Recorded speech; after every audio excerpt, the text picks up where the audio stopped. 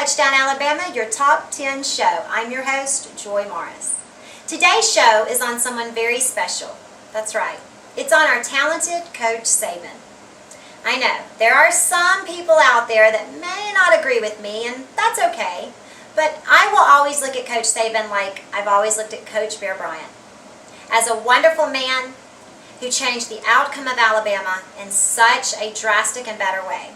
I'm going to count you down on the personal moments of Coach Saban's life that some may know about and some may not. So here we go, at number 10. At number 10, what was the way that Coach Saban left the Miami football team? Well, after losing to Indianapolis 27-22, Miami players knew that Coach Saban would be in his usual bad mood. However, when they noticed he wasn't, they felt that they had already lost him for good. Now, Coach Saban has repeatedly spoke about this incident, and he has mentioned on several occasions that he never felt good about the way that he left this team. The number 9 spot goes to Saban being afraid of Santa Claus? Yeah. When Coach Saban was a younger boy, he was afraid of, you guessed it, Santa Claus. Still, he can't really explain why that is. But he does go to mention that he's always had a great Christmas season because it's not about what you get, but about what you give.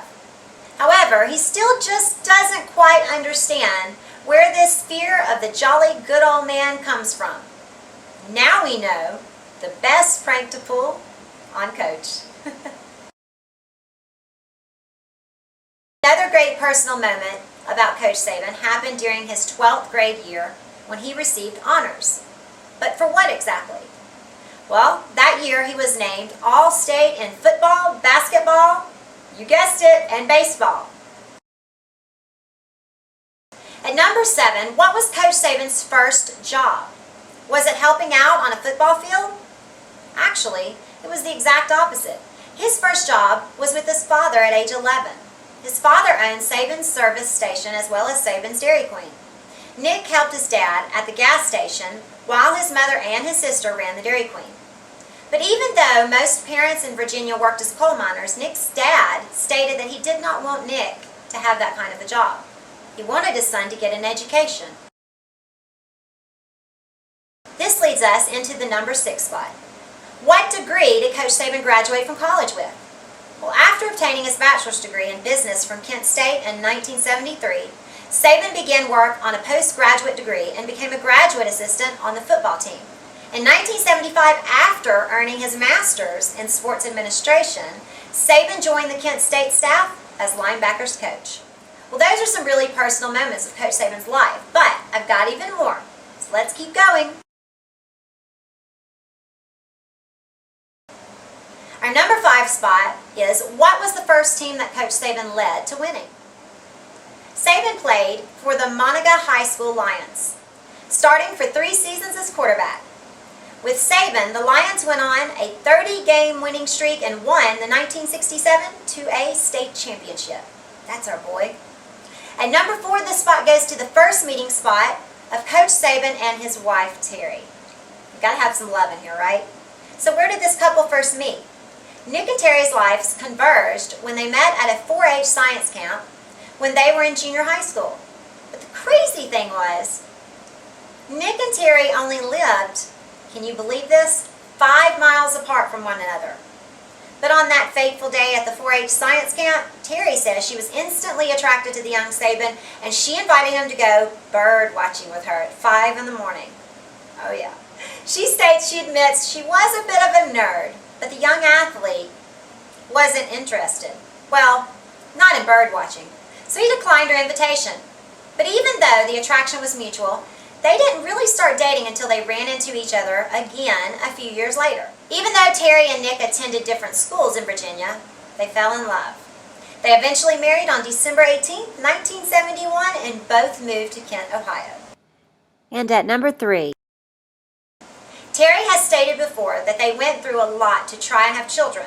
They always knew that they'd be a family, but time would only tell how that would come about. They went ahead and planned for their future, and they placed themselves on an adoption list. Great people. But after being married for 15 years, Their first child was adopted, Nicholas. And 4 years later, their next adopted child, who is now a baby girl, was Kristen. All right, our number 2 spot goes to, what was the memory that affected Coach Saban in his life the most? Saban attended Kent State University on a football scholarship and was starting defensive back for the Golden Flashes from 1970 to 1972. But during his freshman year on May 4th, 1970, 4 students were killed after the Ohio National Guard fired on an anti-Vietnam War protest. Although Saban did not witness the shooting, he saw the dead and wounded students lying on the ground. He did later state that this had affected him in a very deep way. So the number 1 most personal moment in Coach Saban's life is Coach Saban and Les Miles, which are obviously the top 2 coaches of the most elite football programs in the country, have scouted an 8th grader that is stated to be as great as Bo Jackson in the Tecmo Super Bowl. 8th grader Dylan Moses of Baton Rouge, Louisiana, has a future beyond high school. The quarterback, running back, linebacker, safety, whatever he wants to be, is like a man among boys on the gridiron. But Coach Saban took notice and offered a scholarship to Mr. Dylan while he's a ridiculous 4.5 years away from ever having the chance to step foot on a college football field. Amazing. See, you may have even learned some things on Coach Saban that you didn't even know. I want to thank you all for joining me today, and I hope you enjoyed this week's episode. Make sure you click on the links below to subscribe so you will know every time a new episode is uploaded. But remember, every Friday. Also, check out our Facebook and Twitter pages. I hope you'll send us a friend request and even like and follow us on each social media site. All links are below. Thank you so much for watching. From my home team to yours, I'm your host, Joy Morris. Stay tuned for next week's episode. Hey guys, don't forget to check back next Friday for another episode of the Top 10 Show. You don't want to miss the most profound injuries in Alabama history. So I'll see you next Friday.